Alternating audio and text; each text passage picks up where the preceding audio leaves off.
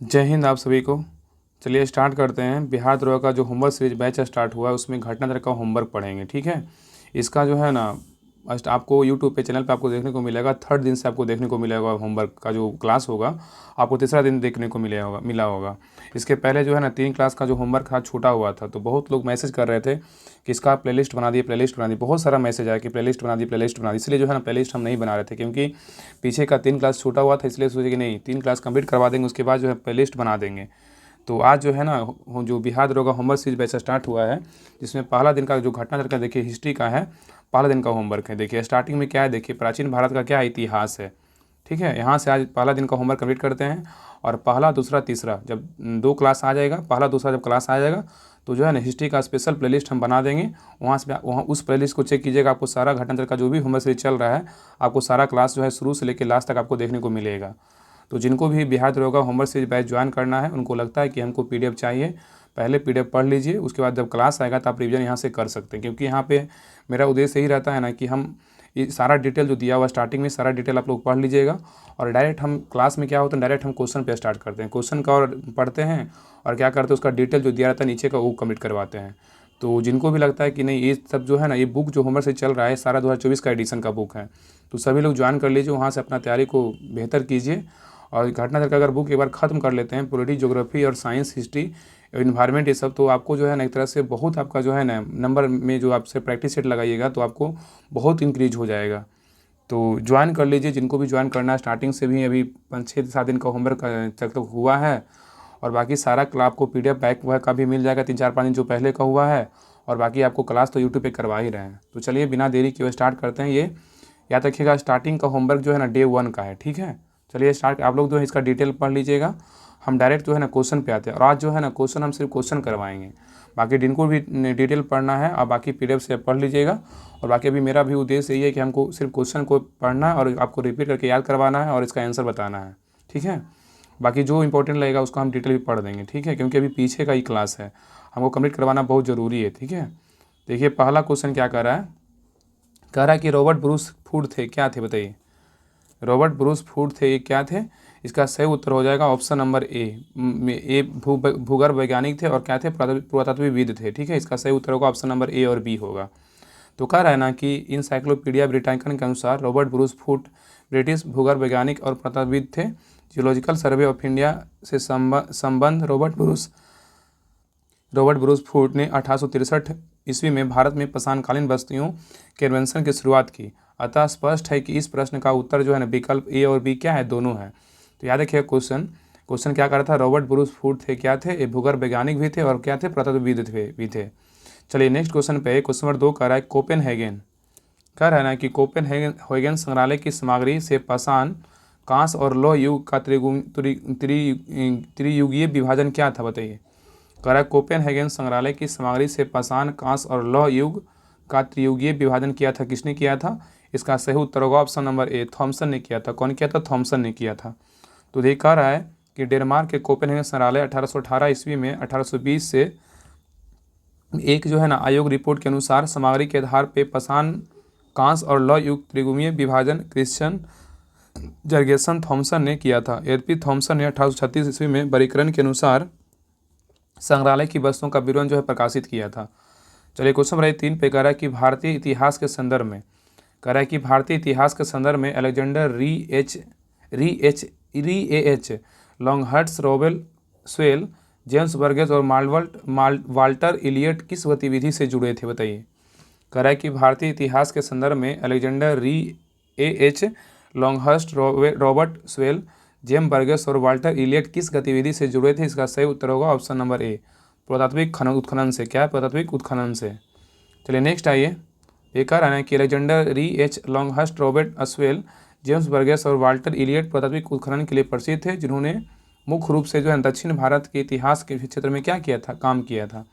चलिए आगे आइए, कह रहा है उत्खनित प्रमाणों के अनुसार पशुपालन का जो प्रारंभ हुआ था किस काल में हुआ था बताइए। उत्खनित प्रमाणों के अनुसार पशुपालन का जो प्रारंभ हुआ था किस काल में हुआ था। तो इसका सही उत्तर होगा मध्यपाषाण काल। क्या हो, मध्यपाषाण काल।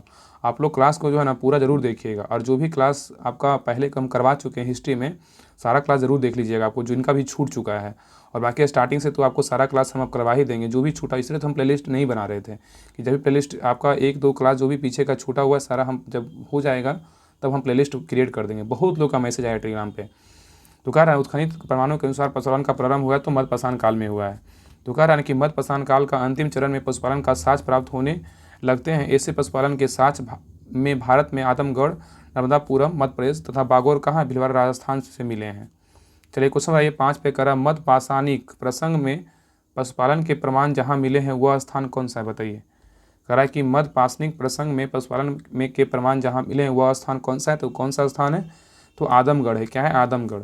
चलिए क्वेश्चन नंबर 6 पे करा, निम्नलिखित में से किस स्थल से हड्डी के उपकरण प्राप्त हुए, बताइए। करा निम्नलिखित में से किस स्थल से जो हड्डी के उपकरण प्राप्त हुए, तो 6 का सही उत्तर होगा ऑप्शन नंबर सी, महदहास भी हुआ है और कहाँ से हुआ है, सराय नाहर से हुआ है। तो याद रखिएगा ना कि कह रहा है किस स्थल से हड्डी के उपकरण प्राप्त हुए हैं, तो सराय नाहर से हड्डी का उपकरण प्राप्त हुआ है और महदहास भी प्राप्त हुआ है।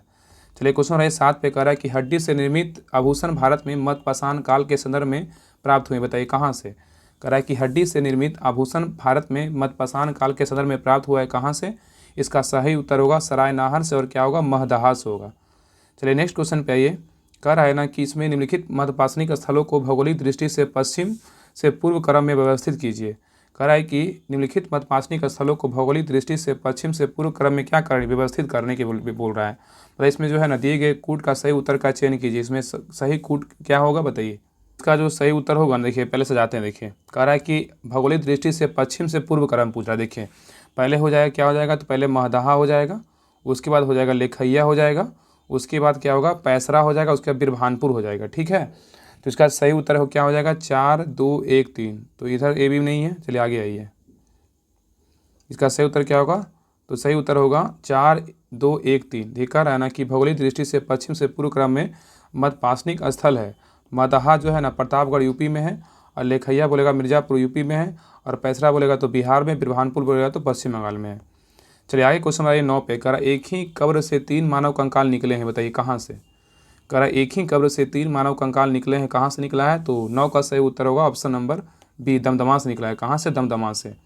तो कह रहा है ना कि उत्तर प्रदेश के प्रतापगढ़ जिले में स्थित सराय नाहर, महदहा तथा दमदमा में उत्खनन हुआ है, और दमदमा में लगातार 5 वर्षों तक किए गए उत्खनन के फलस्वरूप पश्चिम तथा मध्यवर्ती क्षेत्रों से कुल मिलाकर 31 मानव संसाधन ज्ञात हुए हैं।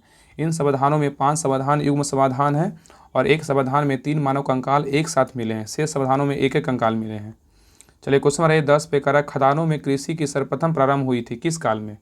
खदानों की कृषि सर्वप्रथम प्रारंभ हुई थी किस काल में, तो 10 का सही उत्तर होगा ऑप्शन नंबर ए, नवपाषाण काल। क्या है, नवपाषाण काल। तो कह रहा है ना कि खदानों की कृषि जो है सर्वप्रथम प्रारंभ हुआ था किस काल में, तो नवपाषाण काल में प्रारंभ हुआ था।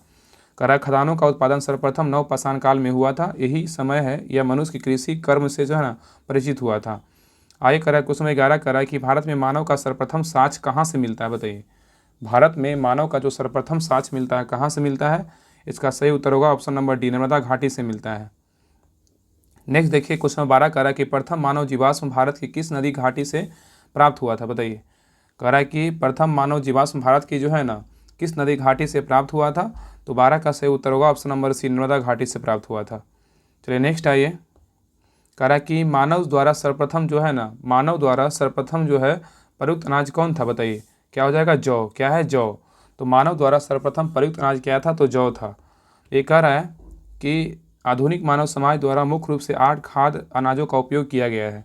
जौ, गेहूँ, चावल, मक्का, बाजरा, सोरघम, राई, अजई अनाजों के भौतिक विभिन्न क्षेत्रों में जंगली घास के रूप में विद्यमान है।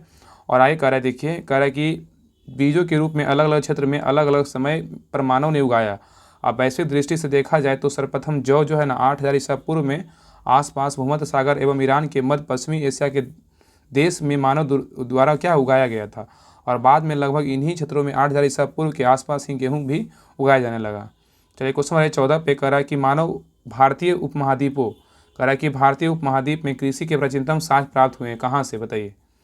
भारतीय उपमहाद्वीप में कृषि के जो प्राचीनतम साक्ष्य प्राप्त हुए वो कहाँ से हुआ है, इसका सही उत्तर होगा ऑप्शन नंबर बी, लहुरा देव से। क्या है, लहुरा देव से। आगे आइए क्वेश्चन नंबर 15 पे यही कह रहा है कि भारतीय उपमहाद्वीप में कृषि के प्राचीनतम साक्ष्य प्राप्त हुए हैं कहाँ से, बताइए। भारतीय उपमहाद्वीप में कृषि के जो प्राचीनतम साक्ष्य प्राप्त हुए हैं कहाँ से हुआ है, ए हुआ है मेहरगढ़ से। कहाँ से? मेहरगढ़ से। तो कह रहा है कि भारतीय उपमहाद्वीप में कृषि के जो प्राचीनतम साक्ष्य प्राप्त हुआ है कहाँ से हुआ है? तो मेहरगढ़ से हुआ है। चलिए क्वेश्चन नंबर आइए 16 पे। ये क्वेश्चन नंबर 16 कह रहा है ना कि भारतीय उपमहाद्वीप में कृषि के प्राचीनतम साक्ष्य कहाँ से प्राप्त हुआ? बताइए। कह रहा है कि भारतीय उपमहाद्वीप में कृषि के जो प्राचीनतम साक्ष्य प्राप्त हुए कहाँ से हुआ है? तो लोथल से नहीं हुआ है, हड़प्पा से नहीं हुआ है। देखिए अभी तो क्वेश्चन था ना ऊपर में, मेहरगढ़ से प्राप्त हुआ है। तो इसका ऑप्शन नंबर क्या होगा? इसका सही उत्तर क्या होगा? ऑप्शन नंबर सी होगा। कहाँ से हुआ है? तो मेहरगढ़ से। ठीक है। चलिए क्वेश्चन नंबर 17 पे कह रहा है कि नवपाषाण युग में भारतीय उपमहाद्वीप के उत्तर पश्चिमी क्षेत्र में निम्नलिखित में से किस स्थान से कृषि के अभ्युदय के प्रारंभिक प्रमाण हुए हैं? बताइए। इसका सही उत्तर हो जाएगा ऑप्शन नंबर क्या होगा? बी, मेहरगढ़ से। क्या है? मेहरगढ़ से। चलिए आगे देख रहा है कि भारत में पशुपालन एवं कृषि के प्राचीनतम साक्ष्य प्राप्त हुए हैं। बताइए कहाँ से हुआ है? कह रहा है कि भारत में पशुपालन एवं कृषि के जो प्राचीनतम साक्ष्य प्राप्त हुआ है कहाँ से हुआ है? तो 18 का जो सही उत्तर होगा ऑप्शन नंबर ए, अंजीरा से। कहाँ? सॉरी हाँ, क्या कर रहा है? एक मिनट। तो कह रहा है ना कि भारत में पशुपालन एवं कृषि के जो प्राचीनतम साक्ष्य प्राप्त हुआ है कहाँ से हुआ है? तो मेहरगढ़ से हुआ। कहाँ से? मेहरगढ़ से प्राप्त हुआ है।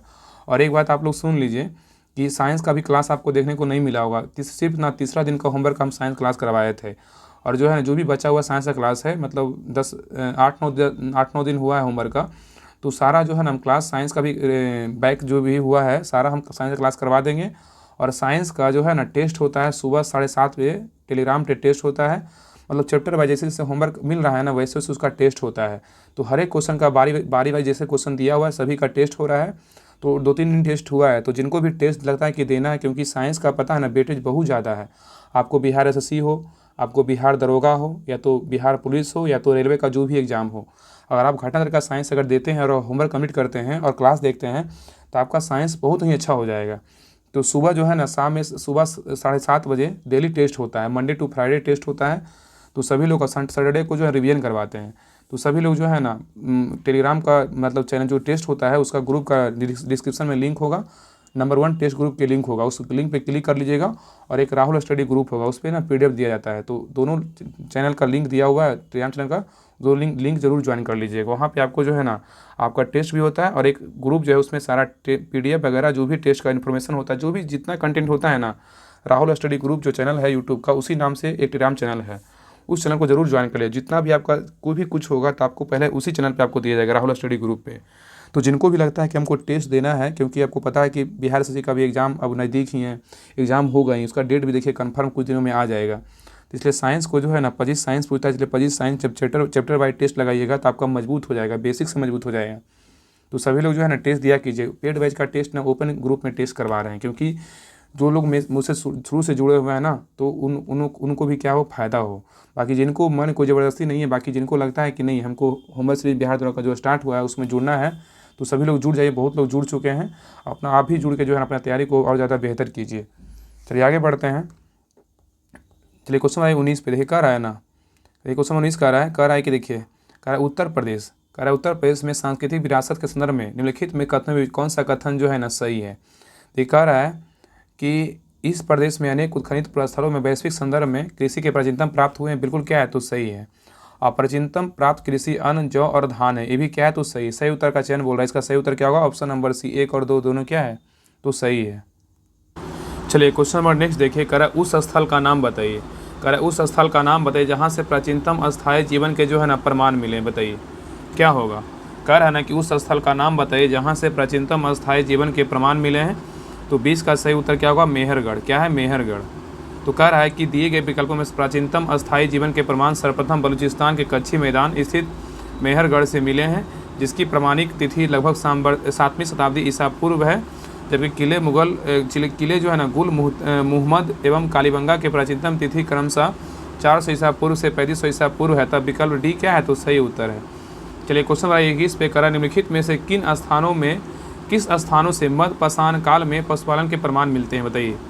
करा कि निम्नलिखित में से किन स्थानों से मध्यपाषाण काल में पशुपालन के प्रमाण मिलते हैं? इसका सही उत्तर क्या होगा? ऑप्शन नंबर सी, बागौर से। क्या है? बागौर से। ठीक है, याद रखिएगा। चलिए आगे कह रहा है, ये कह रहा है ना कि मध्यपाषाण काल से पशुपालन के साक्ष्य प्राप्त होने लगते हैं।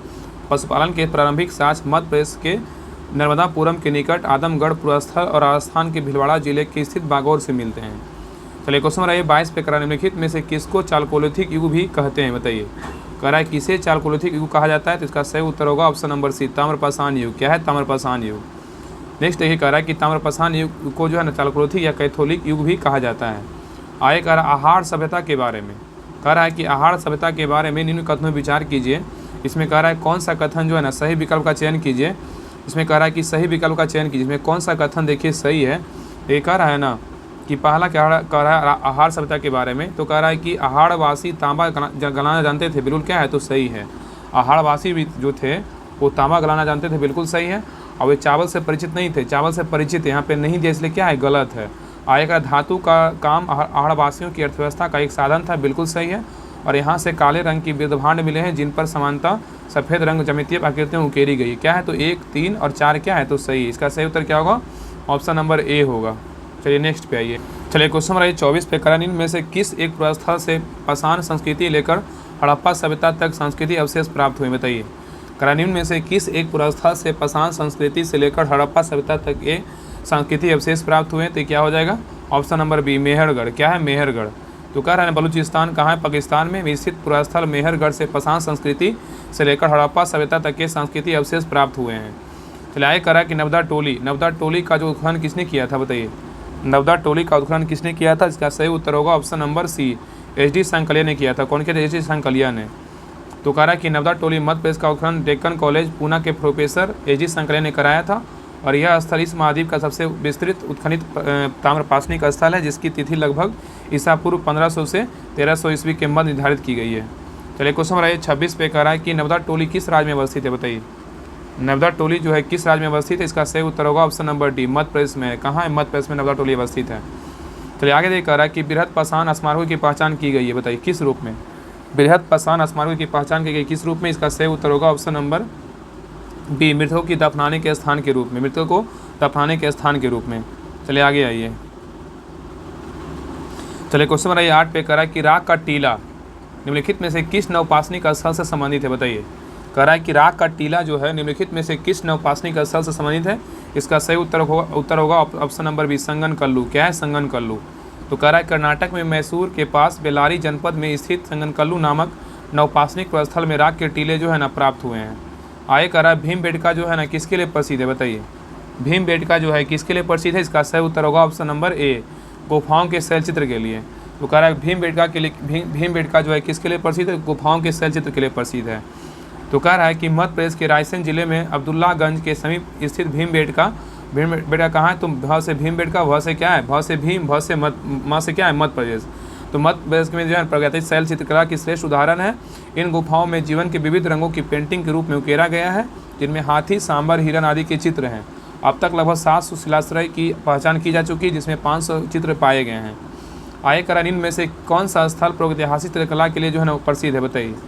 करानिन में से कौन सा स्थल जो है प्रागैतिहासिक चित्रकला के लिए प्रसिद्ध है, इसका सही उत्तर होगा ऑप्शन नंबर बी, भीमबेटका। क्या है, भीमबेटका।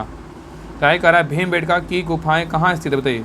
भीमबेटका की गुफाएं जो है कहाँ अवस्थित है, इसका सही उत्तर होगा option number D, Abdullaganj Raisen में। कहाँ, अब्दुल्लागंज रायसेन में। आगे कह रहा है कि भारत में किस शिलाश्रय में सर्वाधिक चित्र प्राप्त हुए, बताइए।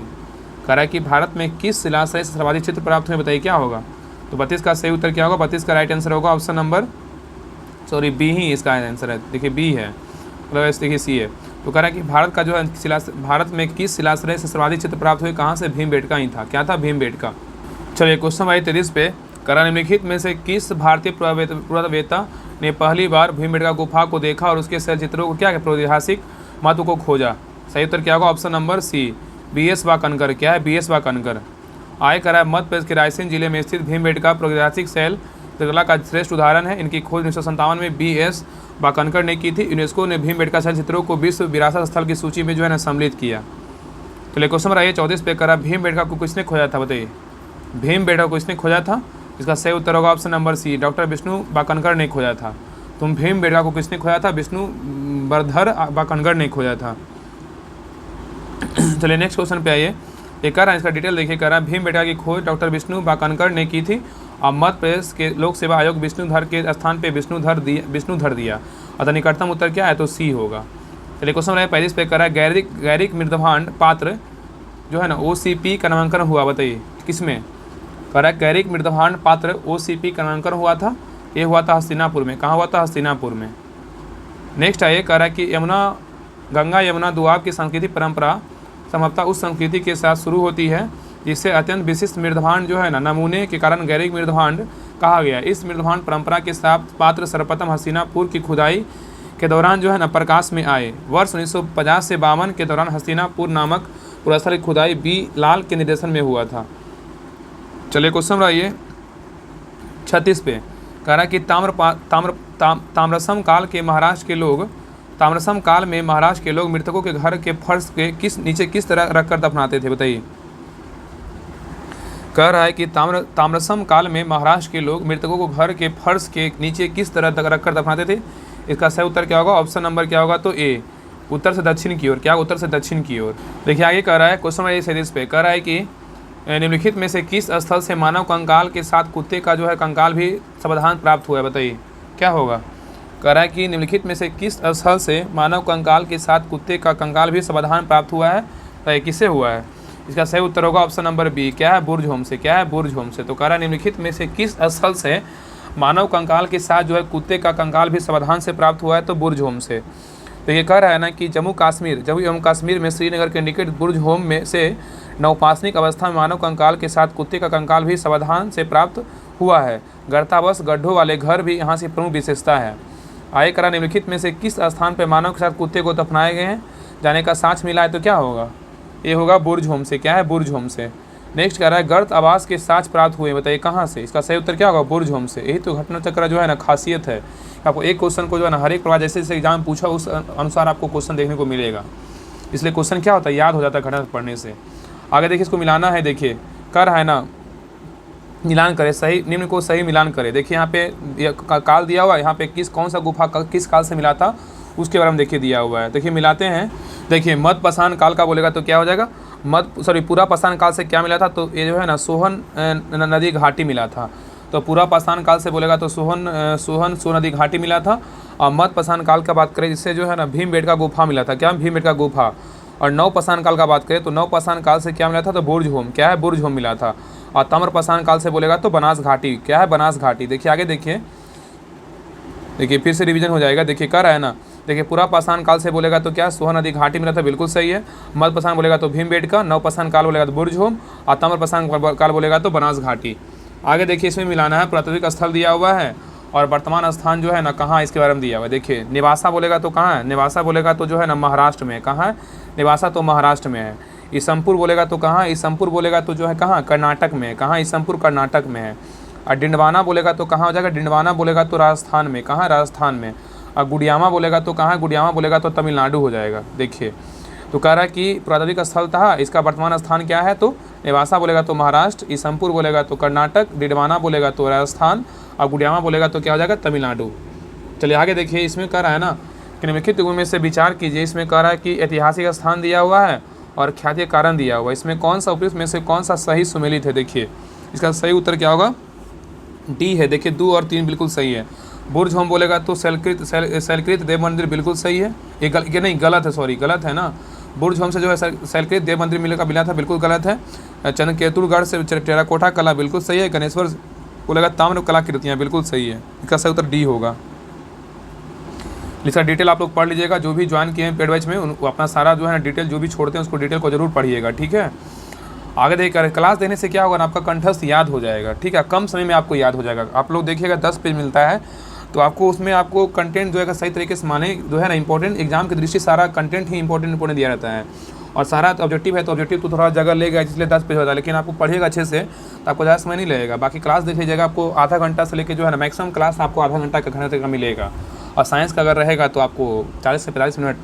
इसलिए अभी तीनों जो चैप्टर स्टार्ट हुआ ना, तीनों बुक का, हिस्ट्री, ज्योग्राफी और साइंस, ये तीनों इंपॉर्टेंट बहुत ज़रूरी है एग्जाम के दृष्टिकोण से अगर देखिएगा तो इसके बाद पहले ये तीनों बुक खत्म हो जाएगा। उसके बाद जो है ना इसके बाद पॉलिटी स्टार्ट होगा। और लग रहा है ना कि अगले महीना से मतलब देखिए सितंबर अक्टूबर से होगा तो पॉलिटी भी स्टार्ट कर देंगे। तो 55 भी मिलेगा तो सही है। तो हिस्ट्री, ज्योग्राफी, साइंस और ज्योग्राफी ये 4 जो है ना इंपॉर्टेंट सब्जेक्ट है, तो ये भी चलते रहेगा। एक कह रहा है 43 नंबर क्वेश्चन कह रहा है कि विंध्य क्षेत्र के किस जलाशय में सर्वाधिक मानव कंकाल मिले हैं। इसका सही उत्तर क्या होगा, ऑप्शन नंबर डी, लेखैया से। क्या है, लेखैया से। आगे देखिए कह रहा है क्वेश्चन 44 पे आइए। कह रहा है इसमें जो है ना नीचे 2 कथन दिए गए हैं और कौन सा कथन जो है सही। देखिए अभी कथन कह रहा है, अभी कथन के बारे में कह रहा है ना, देखिए कह रहा है इसमें कि बिंद क्षेत्र पाषाण युगीन लोगों के नूतन भूतल काल में अंत में गंगा घाटी में प्रजनन किया गया था। तो क्या है, तो सही है। अभी कथन कर रहा है कि बिंद क्षेत्र के पाषाण युगीन लोगों ने नूतन भूतल काल के अंत में गंगा घाटी में प्रव्रजन किया, बिल्कुल सही है। और कारण कह रहा है आर कि जलवायु परिवर्तन के कारण इस काल में जो है ना शुष्कता का चरण था, ये भी क्या है, तो सही है। तो इसका सही उत्तर क्या होगा, ऑप्शन नंबर ए आर दोनों सही है और आर ए का सही व्याख्या भी करता है। देखिए इसका सही उत्तर क्या होगा, ऑप्शन नंबर क्या है, तो ए है, बिल्कुल क्या है, सही है। तो कह रहा है ना कि जी आर शर्मा ने सराय नाहर राय से खुदाई के बाद यह अवधारणा दी कि न्यूतन भूतल काल के अंत में सूखे कारण विंध्य क्षेत्र में भोजन की कमी कारण लोगों ने गंगा घाटी क्षेत्र में क्या किया, प्रवास किया था। आगे कह रहा है कि भारतीय पुरातत्व सर्वेक्षण निम्नलिखित विभाग मंत्रालयों में से किसका संलग्न कार्यालय है, बताइए। कह रहा है कि भारतीय पुरातत्व सर्वेक्षण निम्नलिखित विभागों मंत्रालयों में से किसका संलग्न कार्यालय है। इसका सही उत्तर होगा ऑप्शन नंबर ए संस्कृति से। नेक्स्ट कह रहा है, देखिए भारतीय पुरातत्व सर्वेक्षण भारत सरकार के संस्कृति मंत्रालय के अधीन एक विभाग है। आगे कह रहा है कि भारतीय पुरातत्व का जनक किसे कहा जाता है, बताइए। भारतीय पुरातत्व का जनक किसे कहा जाता है, इसका सही उत्तर होगा option number A Alexander Cunningham. क्या अलेक्जेंडर कनिंघम। कह रहा है कि अलेक्जेंडर कनिंघम जो है एक ब्रिटिश सेनाधिकारी के रूप में बंगाल इंजीनियर के ग्रुप के साथ काम करने के लिए तैनात किया। उन्हें ही भारतीय पुरातत्व का क्या है, जनक के रूप में जाना जाता है। आगे कह रहा है कि राष्ट्रीय मानव संग्रहालय कहाँ पर है, बताइए। राष्ट्रीय मानव संग्रहालय जो है कहाँ पर है, इसका सही उत्तर होगा ऑप्शन नंबर सी भोपाल में है। तो राष्ट्रीय मानव संग्रहालय जिसका नाम बदलकर इंदिरा गांधी राष्ट्रीय मानव संग्रहालय कर दिया गया। पहले क्या था, तो राष्ट्रीय मानव संग्रहालय था, इसका जो है ना नाम बदलकर क्या कर दिया, इंदिरा गांधी राष्ट्रीय मानव संग्रहालय कर दिया गया। अब भोपाल मध्य प्रदेश में स्थित है। यह भारत सरकार के संस्कृति मंत्रालय के अंतर्गत स्वतासी संगठन है। आगे कह रहा कि मानव सभ्यता के विकास की कहानी दर्शाने वाला देश का सबसे बड़ा संग्रहालय इंदिरा गांधी मानव संग्रहालय कहाँ स्थित है, बताइए। ये स्थित है भोपाल में। कहाँ है, भोपाल में। तो मानव सभ्यता की विकास की कहानी दर्शाने वाला देश का सबसे बड़ा संग्रहालय इंदिरा गांधी मानव संग्रहालय कहाँ स्थित है, तो भोपाल में है। तो ये था हिस्ट्री का फर्स्ट डे का होमवर्क था। अगले क्लास में जो है ना हिस्ट्री का सेकंड डे का होमवर्क कंप्लीट करेंगे। फिर उसके बाद क्या होगा, प्लेलिस्ट इसका हम बना देंगे। बाकी जो साइंस का छूटा हुआ है और ज्योग्राफी का छूटा हुआ है, कुछ भी जो भी क्लास छूटा हुआ है सारा हम कंप्लीट करवा देंगे। जैसे कंप्लीट हो जाएगा सारा, तो रेगुलर बेसिस पे जब कंटिन्यू क्लास हो जाएगा, मतलब जो प्रेजेंट में, उसके बाद क्या होगा, सारा का प्लेलिस्ट आपको देखने को मिल जाएगा। इसलिए जहाँ जैसे क्लास हो रहा है ना, टेलीग्राम से ज्वाइन रहिए, आपका सारा नोटिफिकेशन मिलेगा। और सारा क्लास को अच्छे से देखा कीजिए और हर ग्रुप में जरूर शेयर कीजिए। जो भी बिहार दरोगा, PSC और बिहार पुलिस का जो भी स्टूडेंट हैं, मतलब जो भी तैयारी करते हैं, तो उनको ज़रूर ग्रुप में शेयर जरूर कीजिए। तो मिलते हैं सेकेंड डे का होमवर्क के साथ। तब तक के लिए जय हिंद, जय भारत।